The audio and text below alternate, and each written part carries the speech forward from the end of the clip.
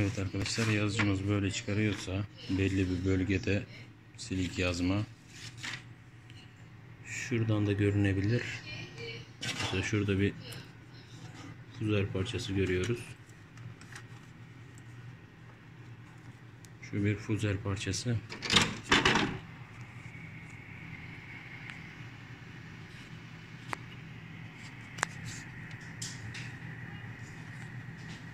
Evet, şurası fuzer filmin yırtık olduğu görünüyor. Bu fuzer filmi değiştireceğiz.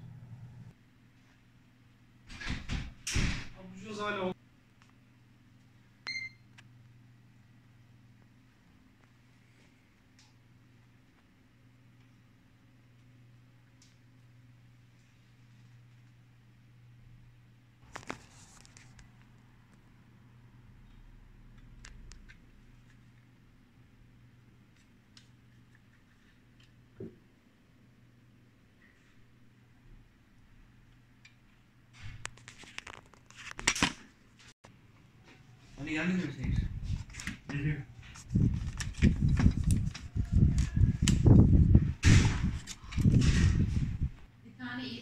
Fuzer filmin içerisinden çıkan yağımızı komple fuzer ünitesine süreceğiz. Daha sonra fuzer filmi şu şekilde siyah kısım rezistansın elektrik bağlantısına gelecek şekilde yerleştireceğiz. Sonra tekrar yazıcıyı toplayacağız.